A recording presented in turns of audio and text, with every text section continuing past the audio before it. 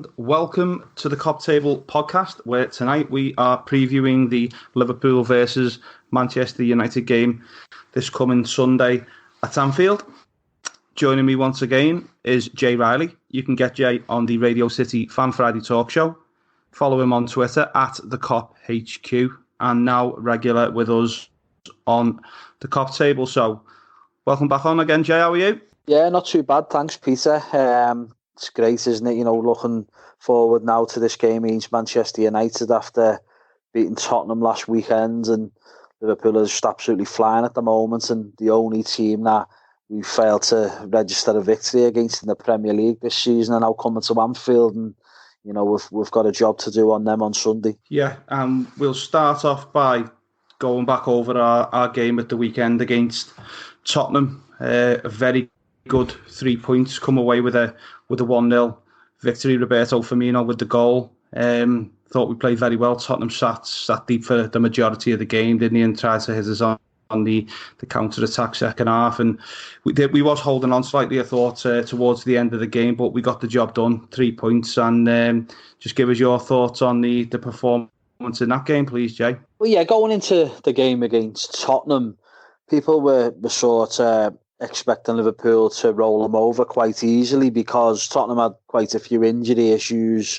going into the game, and people tend to think that Mourinho's not the manager he once was. He's gone a little bit stale and he hasn't really evolved with the game the last, 5 years or so since his days when he was at Chelsea. And I tend to agree with that side of things with Mourinho, but one thing I did say on the podcast last week was the fact that you still can't underestimate someone managed by a Mourinho side, because basically he's a spoiler, isn't he? And he does know how to nullify the opposition and, you know, stale negative football in the sense that he soaks up pressure, parks the bus. He's got, you know, the art of doing that. And I think tactically he's still quite good. It's just his teams are not what they once were of old, if you like, when he was winning stuff and he was successful winning the major trophies. I mean, you know, obviously he's won a couple of Premier League titles. He's won the European Cup a couple of times as well. But, you know, more modern times when he was at Manchester United anyway, you know, he only won the League Cup and the Europa League, didn't he? And they're not the big trophies no more. And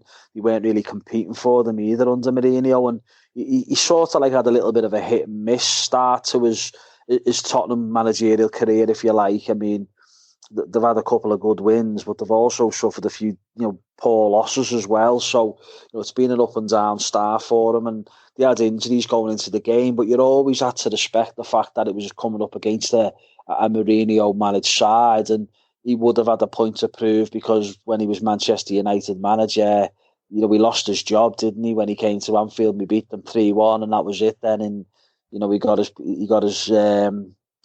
his marching orders there, and he probably would have been smarting from that and wants to, you know, have a point to prove against Liverpool. And I thought in the first half they showed us massive amounts of respect, and Liverpool really controlled and dominated the first half, and they were trying to just hit us on the counter attack.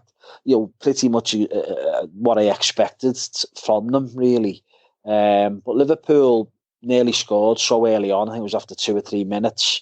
Roberto Firmino nearly scored, and then Oxlade-Chamberlain at the post, and we had other opportunities as well. Virgil van Dijk had a header that he should have done better with, should have scored, and you know, thankfully we did get the goal. Fantastic goal by Roberto Firmino, really great layoff by Mo Salah, and very clever by Firmino, quick feet, and smashed it in the corner, and 1-0. And again, you know, we had another opportunity just before half time to make it 2-0, and it was a little bit frustrating that we were actually only 1-0 up at half-time, because you were thinking, well, Mourinho's not soft. You know, he knows the time of day, doesn't he, tactically, and a few tweaks here and there, and they could have opportunities. But Liverpool did start the second half quite well, and again, you know, we had a couple of opportunities and just couldn't seem to get that second goal. And obviously when you don't get the second goal, it gives the opposition that little bit of impetus, really, doesn't it? And the chances were going to come, and Liverpool made quite a few clumsy errors, shall we say. I think we were a little bit sloppy in possession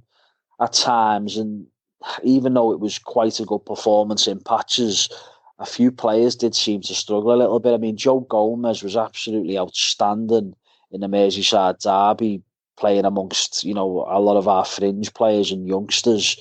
he stood out a million miles, didn't he? Like defensively, he marshalled the back line great, but I thought he had a shocking game, really, to be honest, on Saturday evening against Tottenham. He was all over the place. His passing was off. His positional sense was poor. Got dispossessed a few times, and Andy Robertson as well struggled in during the game for me. And Jurgen Klopp even said after the match, he sort of like criticised his performance a little bit, which is unlike Klopp really to do that. But I think he was frustrated because Robertson got into a couple of decent little positions and he was wasteful, really, wasn't he?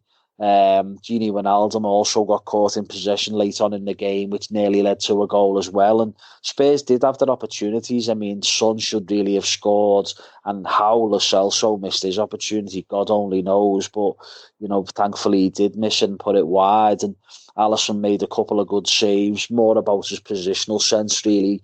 Not unbelievable saves that you've seen him make in the past, but ones that were pretty much straight at him. But his positional sense is always key. With Alisson, he's fantastic, isn't he? He's always spot on, and we made a couple of good saves as well. But it would have been a little bit frustrating if we'd have dropped points because, you know, Liverpool were massively in control in the game. I think we had 67% possession or something like that, which to go to Tottenham, who they're still a top side. Yeah, they had a few players missing, but still a top side, aren't they? And for Liverpool to go there on their own pitch and to perform like that and control the game for large periods, you know, it's a testament to how good this Liverpool team really is. And, you know, I think we thoroughly deserved our 3 points, really, and we go marching on in the Premier League. Yeah, and just one thing you did touch on there, Jay, was the few mistakes made by the side, Wijnaldum, Henderson. But in his, I don't know if it was his press conference afterwards or in a pre-match interview, post-match interview, sorry, should I say, Jurgen Klopp was slightly critical of Andy Robertson, saying that he found himself in a couple of positions where he should have found a man. Would you agree with this criticism towards Andrew Robertson, although it wasn't a major mistake that cost us anything? It's slightly worrying Jurgen Klopp. Would you agree with him on that point? Well, yeah, I mentioned that, didn't I? What I've just said there, my analysis of the game. I think Robertson at times was a little bit frustrating, but thankfully it wasn't defensively. It was more when he had the opportunity to pick a pass and pick a player out in the box. There was at least 2, maybe 3 occasions where he was very wasteful with his delivery, and it's unlike Robertson, really. He's not normally like that, is he? I mean, we all know he's not quite as good as Trent Alexander-Arnold in terms of distribution.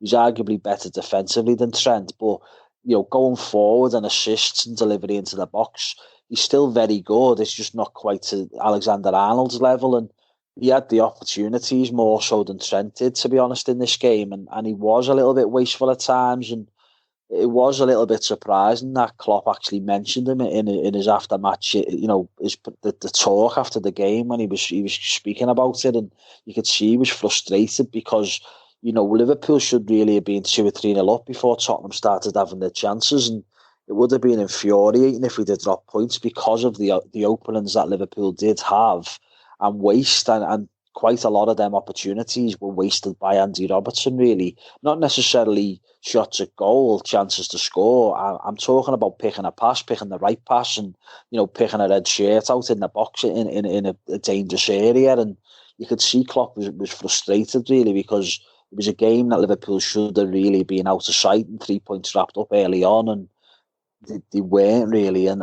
that's why we were hanging on a little bit towards the end. Yeah, okay then, Jay, what we're going to do now, we're going to move on to some of the transfer links that's been linked with Liverpool in recent days. Obviously, we don't expect too much business to be done in January, but looking towards the summer transfer window, there's 4 names that I've picked out that have been linked with us recently. First one I'm going to go with is Kai Havertz from Bayer Leverkusen. He had a really good season last year, didn't he? But he seems to have dropped off slightly with his output goal wise this season. So what's your thoughts on a move for Kai Havertz, Jay? Yeah, it's interesting because I think he's 20 years of age now, isn't he? And Liverpool, Jurgen Klopp's really liked him for, you know, all the time he's been at Liverpool. Really, there was well documented that he's been to Melwood and seen the facilities he's visited and all that. To see how things are at Liverpool when he was about 16, 17 years of age, and Jurgen Klopp has really liked him in all the time he's been Liverpool manager. I've always thought though that he'd probably more likely end up just staying in Germany and ending up at Bayern Munich, because that's where most of the German talents seem to go. I mean, Liverpool were after Leon Goretzka, weren't they, from Schalke a few years ago, and there was talk that Liverpool were going to get him, and then all of a sudden he rocks up at Bayern Munich. And I've always felt that Havertz would probably be the same type of scenario, but it's an interesting one because Bayern Munich might not necessarily need him. It just depends on whether they need a player of his ilk in that area of their team, and they might deem that he's not someone that they require. So Liverpool could potentially get him. I mean, there's talk that he's 100 million euros, isn't it? So what's that, 85 million? It's probably affordable, isn't it, really, when all things considered, especially now we're having this Nike deal that Liverpool have got, which is, I think it's around 30 million guaranteed, where the rest in sales, in terms of 20% sales on stuff, and it's probably guaranteed another 30 million on top of that, maybe more, upwards to 80 million pounds. So, when you analyse it, Liverpool probably could sign someone for around about that figure, 80, 90 million or something in the summer. I mean, we all know the January transfer business is probably done now after signing Minamino. But certainly Kai Havertz is one that's been on the radar for many years, and it's not really something that I've truly believed would happen because of the German stuff where they do tend to stay in the homelands. But it's potential for it to happen. It really is. He's just had a little bit of a disappointing season now. I mean, I think he scored 3 goals in 21 games, which when you compare it to last season, I think he scored 20 in 41. So he's had a bit of a drop off this season, but that can happen because he's still only a young player, isn't he? And what I like about him, he's quite versatile, really. He's a goal-scoring midfielder, but he can also play out wide as well. And he's got a presence about him. I think he's 6'1", 6'2". So, I don't think he'd have any problems coping with the physicality of the Premier League. And, as I say, he gets goals from midfield. And that's something Liverpool lack, really, isn't it? We've picked up a little bit last couple of months, scoring a few goals from midfield, but we do become a little bit over-reliant on the likes of Mane, Salah and Firmino to score the goals for us. So if you can have someone in midfield getting you chipping in with 50 in a season, maybe, then it's certainly one to look at. But, you certainly couldn't rule it out for the summertime. Yeah, and the next one we're going to come to, I know we spoke about it on the last podcast, and the rumours are still there, not as hot as they was previously. But Jadon Sancho, another one on the radar. Jay, he's someone who can play across the front three, isn't he? Young, fits the English quota. So, give us your thoughts on a potential move for Jadon Sancho. Well, yeah, Jadon Sancho again, another one's been on the radar for quite a while. I know for a fact Jurgen Klopp really liked him when he was leaving City, but there was just no chance City would have allowed him to go to Liverpool, and he ended up at Dortmund, and he's flourished there, hasn't he, really? And Liverpool 100% wanted him last summer. We were looking into it, but it's the numbers, the problem with Sancho. It's the fee that they want. I mean, they sold Dembele for 130 million to Barcelona a couple of years ago, and they're probably going to want similar for Sancho. And it's also the English premium, and no matter whether he's in England or not, I know he's playing in Germany, isn't he, in the Bundesliga, but they know if an English club's going to come in for him, they're going to ask for a silly price for him. And I just think sometimes, it's like anything in life, isn't it? Everyone's got their price, and I think sometimes it can be deemed a little bit too expensive. And I just think maybe Liverpool have cooled a little bit on him. I don't know. That's just my own personal viewpoint on it, because things have seemed to have gone a little bit quiet as regards Sancho. And what you'd also look at as well, the position that he plays in the team. You would imagine if we were going to sign Sancho, especially for the money that they're talking 120 million potentially, you would think that maybe Salah or Mane are going to leave, and there's not really any signs of that. I know there's been all the stuff about Real Madrid with Mane, and I'm not having none of that myself. I don't think it's true at all. I think if any of the front three were to leave, it more than likely be Mo Salah, but even Salah, I can't see him leaving in the summer. So if you think about it, if we're going to keep the front three together, would we really spend 120 million pounds on a wide player? I'm not so sure, because we'd have to change the system, change the shape of the team to a 4-2-3-1 to accommodate them all, really, wouldn't we? And I'm just not sure about it. I think maybe things have cooled, but that's just my own personal opinion, because I know 100% Liverpool were after him last summer, and he was meant to be the number one target this summer. And now with this Nike deal, as I said before, there is money there in the coffers. Liverpool didn't spend hardly anything last summer. We spent 7 million this January on Minamino. So, the money should be there if he really truly wanted to do it. And he is only 19, so he's a perfect age. But I'm just not so sure. It's an interesting one, but it's gone really quiet of late about Jadon Sancho. Yeah, and another player who's been linked with us is the French lad, Hossein. I think his surname's pronounced Aor. He's a 21-year-old French player, plays for Lyon. Very highly rated. Really interesting player for Jurgen Klopp to be interested in. So what's your thoughts on Aor, please, Jay? Well, yeah, he's another one as well. Again, he's always been on the radar and highly regarded and thought of. I mean, when Liverpool were after Fecha a few seasons back, he was another one that was under consideration with the scouting department. And he's a playmaker, a classy player in midfield, can blow a little bit hot and cold. But as I said before about Havertz, he was great last season. This season's having a little bit of a dip. Maybe it's because he's had a few little injury niggles and they've tweaked his position in the team a bit this season.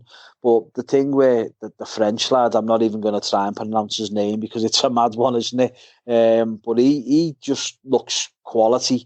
But whether or not it's the consistency levels of him, his performances, he can certainly blow hot and cold. And out of the players we've mentioned there in terms of Havertz and Jadon Sancho, he's arguably the one that would probably be the cheapest. You maybe be able to get him for around £60 million. And, as we experienced with Fecha, the Fecha deal, I mean, their chairman, their president and Leon are very difficult to deal with, aren't they? Aulas, I think his name is. He's very difficult to do business with. So whether or not Liverpool would want to go back there and revisit that club and try and negotiate for one of their players, I'm not so sure. But Liverpool are meant to have this new French scout now, aren't they? Who's really hot on the French league over there and the players coming through and what have you. And he's only 20, 21 years of age and he's a classy playmaker. So maybe he'll be in Klopp's ear and Michael Edwards' ear saying, look at this fella, look at his stats, and he's one for the future. He's going to be a very good player and we can get him for a respectable transfer fee. I'm not so sure, but again, I'm sure he's a player that's on the radar, and he certainly has been ever since the Fekir stuff, a couple of years ago. But we'll have to see with this one. But I'm certainly sure Liverpool are going to sign someone in the summer that's going to be a statement signing. Whether or not it's one of them three we've just spoken about, I'm not sure. Yeah, and there's just one more player to go over before we move on to one other two issues and the previewing of the United game. The other one is Ousmane Dembele, Jay, from Barcelona. He's not been much of a starter, has he, since he made the move from Borussia Dortmund. But it seems that he's another one who's highly regarded by Jurgen Klopp. I know we spoke about him in a press conference, I think it was last season, and he name-checked him and said if he was on the market, then he'd definitely be interested. So give us your thoughts on a potential move for Dembele of Barcelona, Jack.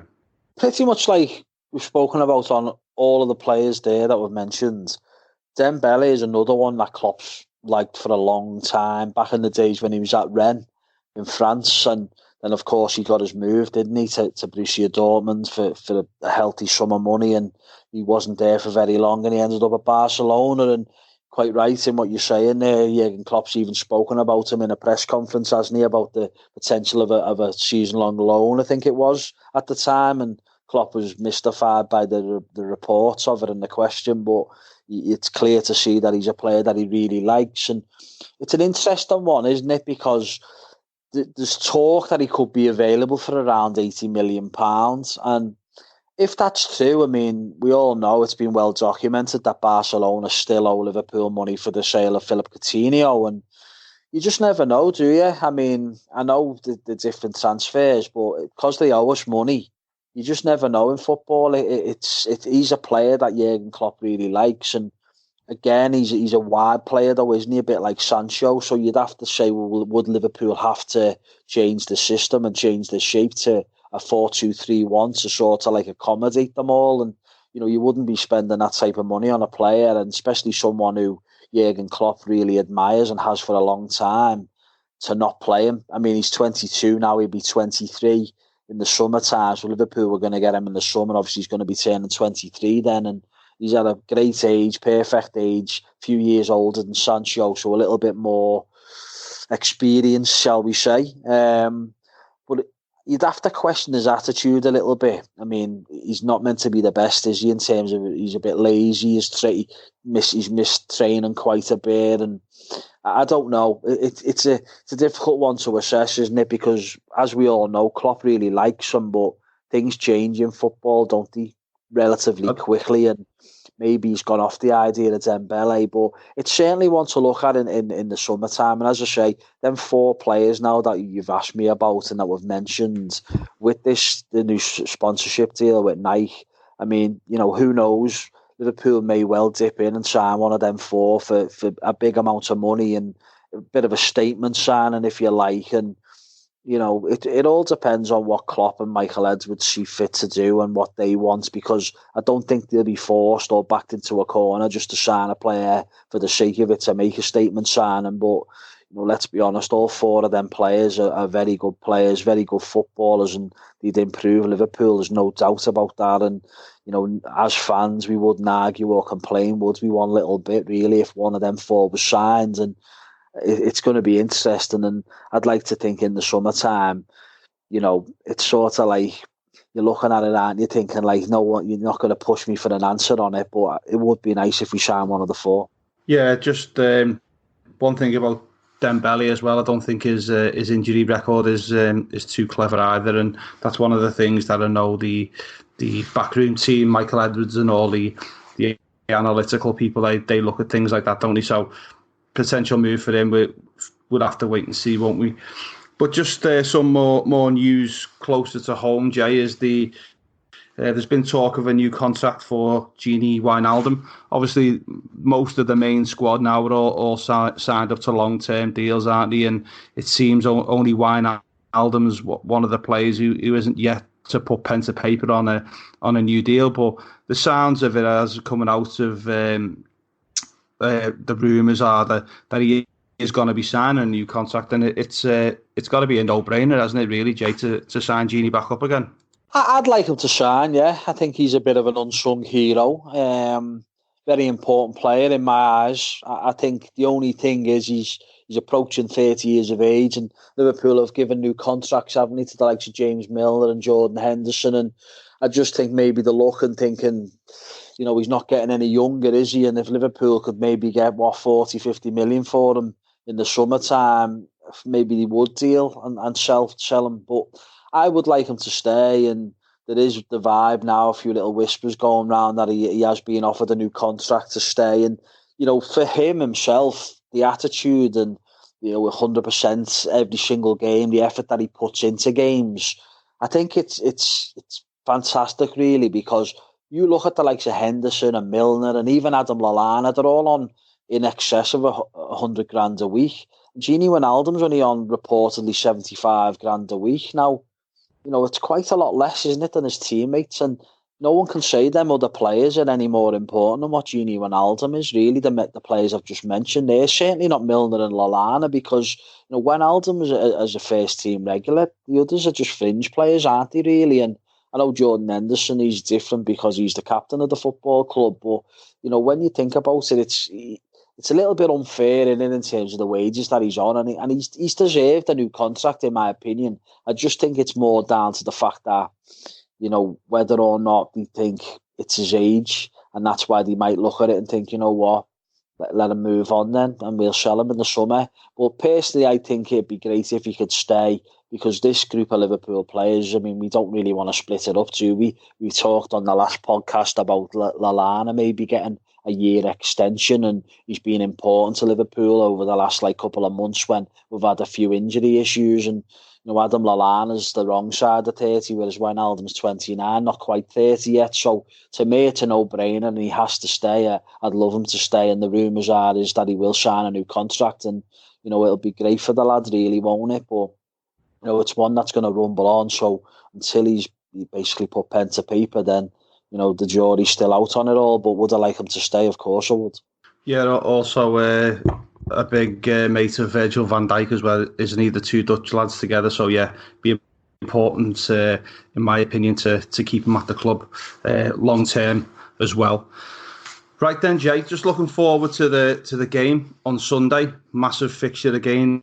It always is the Manchester United game, probably the biggest game in the Premier League, even though you've got City at the top of the table and we have the Merseyside derby. For me, the Liverpool Manchester United game is the one that always sticks out in the calendar for me, and one that obviously every Liverpool fan wants to win and put one over on them. But just give us your thoughts on what you think the tactics that Ole Gunnar Solskjaer is going to utilise on Sunday. Is he going to be similar to what Jose Mourinho done on Sunday and sort of play the lot of men behind the ball, look to it if it's on the break, or do you think he'll be a little bit more throw caution to the wind, if you like, and try and have a go at Liverpool? How do you see him playing this one, Jay? Well, yeah, I totally agree with what you're saying there. I mean, there's no doubt about it. No matter how bad Manchester United have now become, it's still the biggest game in English football. They're the two most successful teams, the two biggest teams, and there's no doubt about that. I mean, for all the recent success of Manchester City and the success that Chelsea had over the last couple of decades, all down to money really and getting rich owners, they'll never surpass Liverpool and Manchester United. It's the biggest game in this country. There's just no doubt about that at all. And it's mad, isn't it? Because when you think back to the last couple of decades when Manchester United were winning the league title and obviously won a couple of European Cups as well, at times Liverpool weren't that great, were they? And, this is roles reversed a little bit now, because obviously Liverpool are the pinnacle at this moment in time, flying high top of the Premier League, European and world champions. And, you look at Manchester United, and I know I think the fifth now in the table, are they? Something like that. But, the mid-table really aren't they? They're quite a few points off the top four. And when you think about it, they're probably nearer to 10th than they are 4th. So, when you analyse the bigger picture, they're a struggling side. They're not great. They've got a manager who he's clearly out of his depth. I mean, I had to laugh the other day when he said after they beat Norwich, who were bottom of the table, he was speaking about the Manchester City game where they lost in the Carabao Cup semi-final at home, and basically praising the fact that Manchester City went strong against them at Old Trafford in the semi-final of a cup, and said, like, you're going places when Man City pick a full-strength team. And I'm thinking, that's Manchester United's manager. That's something that Roy Hodgson would have said, 9-10 years ago when he was Liverpool manager. So absolutely baffling that he's still in a job. But let's get real here. Liverpool have played Manchester United twice since he's been in charge, and we've failed to beat them. Albeit both games were at Old Trafford, but they were both really poor games, really, weren't they? Bore draws. The first one last season at Old Trafford ended up 0-0. We were awful on the day. We just couldn't break them down. It was a disjointed game, suited Manchester United because of that reason. And then when we played them earlier on the season, October time, of course, they're the only team this season at Liverpool in the Premier League have failed to beat. I mean, again, another poor performance by Liverpool. We sort of played the occasion and the name Manchester United and the stadium Old Trafford rather than the actual players and personnel on the pitch and the manager in charge of them.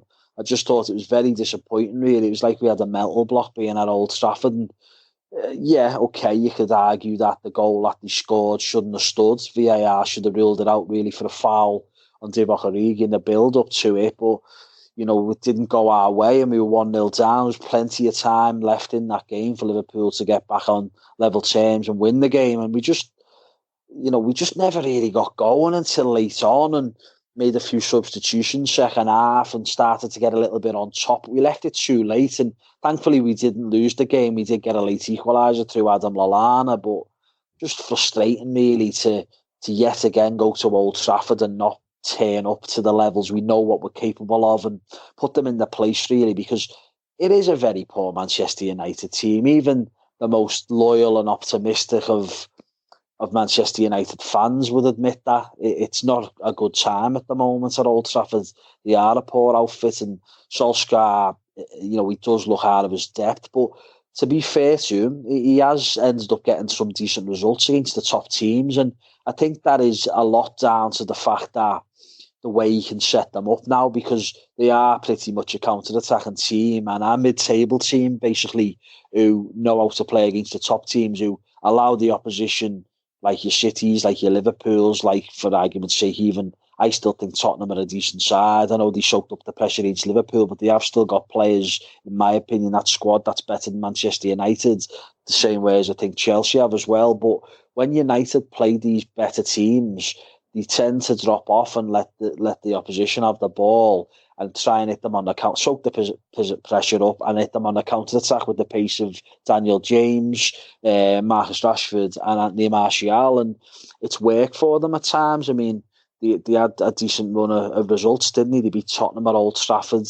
and they also beat Manchester City at the Etihad, surprisingly. And in that game, the first 20 minutes, they started unbelievably well and went 2-0 up and could have been 3-0 up. I think Rashford hit the bar as well. So, City did take over and start controlling it more, and arguably did deserve a point in the end. Thankfully, they never, because obviously the league placings and stuff. But, Manchester United got a massive 3 points there at the Etihad, and who's to say they can't come to Anfield and do it? I mean, I don't think they will do. I think they haven't got a cat and hell's chance, in my opinion, but there's still that little thought process in your mind that they've done it to City, so they could do it to us, really. You never know. They have got players who could hurt you in terms of scoring a goal or two, like with Rashford and Martial in particular. But the rest of the team's so poor. It's unbelievable. I mean, the midfield and defence is an absolute shambles for me. And the only fear that I've got going into these games now against United is if David De Gea is an absolute worldie. Because how many times have Liverpool come up against him and he's just been plucking them out of the top corner and, saving them with different body parts and you name it. Just his feet is, his midriff a lot. He's a very good goalie, but he's been made to look average, I think, the last couple of seasons.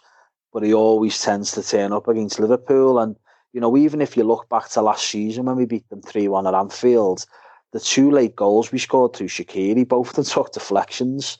And that's the only reason how they beat De Gea, because if they were on, if Shaqiri's efforts at goal would have went straight at him, I think, in my view. So, but for the deflections, we probably wouldn't have even beat them at Anfield last season. So, it's frustrating, really, like every time they come to Anfield or when we've gone to Old Trafford and he's had a worldie, because, Liverpool will probably be looking at a few more extra victories against Manchester United over the last few years. But I just think we've got to play the actual personnel on the pitch and not the name, because this Liverpool team is far superior to Manchester United's team. And I think we certainly owe them, because, no matter what, Liverpool have won 20 out of 21 Premier League games this season.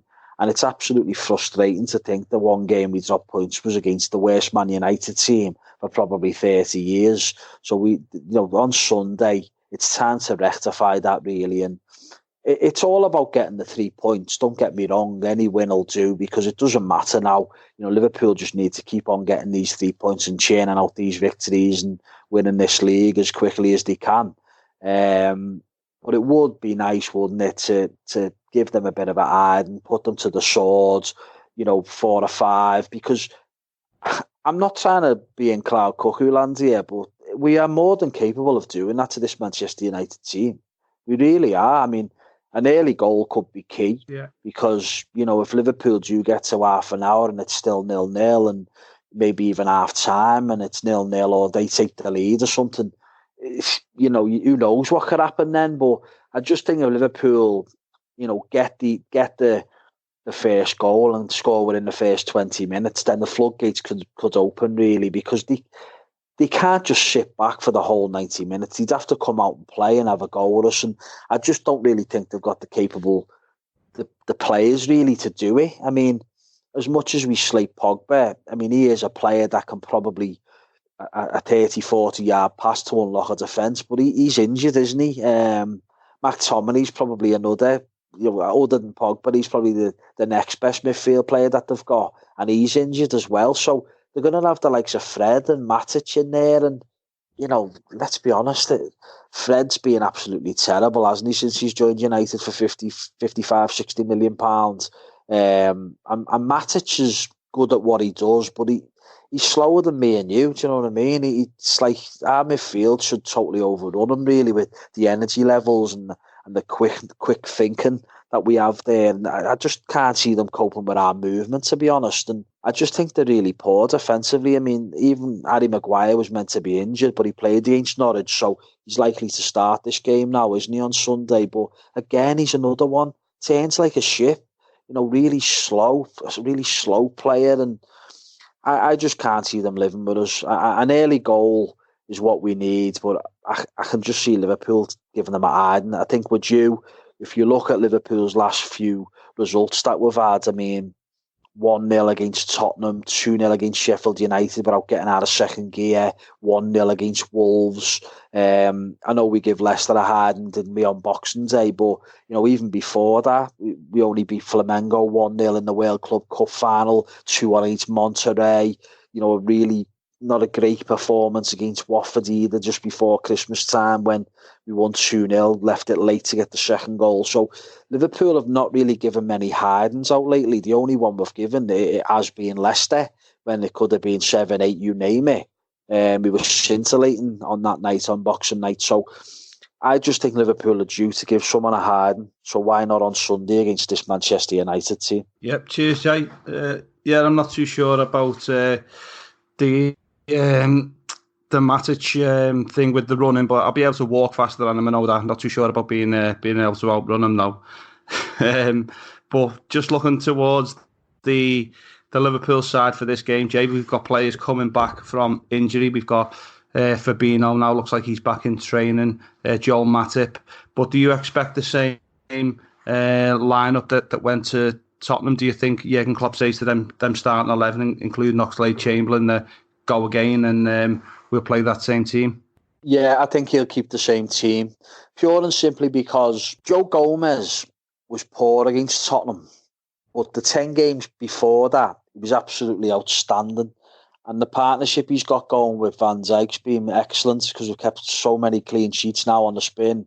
It's unbelievable, really. So there's no reason to change it just because Matip's back. I mean, he's probably had a week's training under his belt, something like that. So not really enough, is it? Because he's been out for a few months, really. So you'd have to stick with the same defence. I mean, it's interesting that Klopp wasn't happy with Andy Robertson, but I don't think there's any chance he'll leave him out against Manchester United, because there's not really any options there, is there? I mean, even like James Milner could play there, but he's injured at the moment as well. So, the defence will just remain the same for me.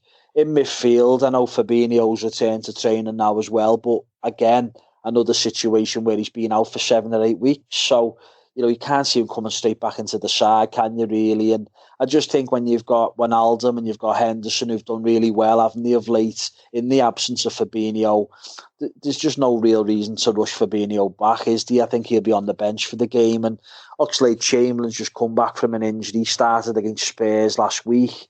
He also he come off the bench, didn't he, against Everton in the FA Cup. So there's no reason why he shouldn't start the game, because he's a midfield player that's a little bit different, because he likes to link with the forward players. He's also a goal threat from midfield as well. So I think he will probably keep his place and start the game, because there's not too many other options, because Kate is still out injured, and Shaqiri is probably a little bit further behind in his progress from injury than what Oxlade-Chamberlain is. So, I can't see there being any change. And of course, it'll be the same front three. So, yeah, I think the same team that started the game against Tottenham will start this game against Manchester United. And, we'll have a few of the extra boys on the bench for this game, with Matip and Fabinho returning to the matchday squad. But I can't see either of them starting the game, so it'll be the same team that started against Spurs. Okay, cheers, Jay. Right then, just before we go, we're going to do our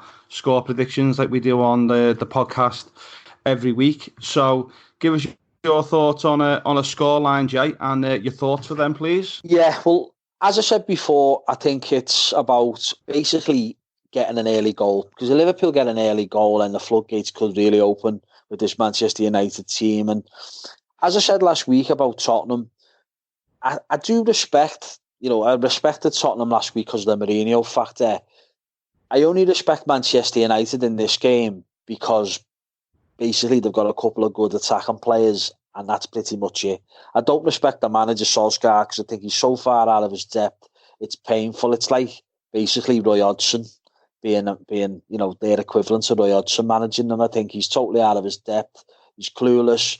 The only thing I will say is probably going to have Alex Ferguson on the training ground this week in his ear, trying to pull a few strings here and there, because there's no doubt in my mind that he did when we played them earlier on in the season at Old Trafford, and also when we played them last season at Old Trafford, because this was always the biggest game for Fergie. He's always said it, and even players that have played under Ferguson always said it was the big one against Liverpool, and the likes of Gary Neville, Rio Ferdinand, Ryan Giggs, they've all said it, the way Ferguson used to drum it into them. This game was the big one. It was the massive one for them, and there's no doubt he'll be trying to have an influence on the game, but there's only so much you can do. And Liverpool's players are far superior than Manchester United's. And as I say, midfield area and defence for me is absolutely shocking for Manchester United. And I just think Liverpool will give them a hiding on Sunday. And yeah, it's all about the 3 points, most importantly, whether it's 1-0, 2-1, whatever it may be. That's the most important thing. The key is to get the 3 points. But I've just got a feeling we're due to give them a hiding. And, I think all things considered, if Liverpool can get an early goal in the first 20 minutes, it wouldn't surprise me if we were 2, maybe 3-0 up by half-time. And I just think we're in for a treat on Sunday afternoon. So I'm going to go for a 4-1 Liverpool victory. 4-1 victory is Jay's prediction. Okay, my own thoughts on the game on Sunday.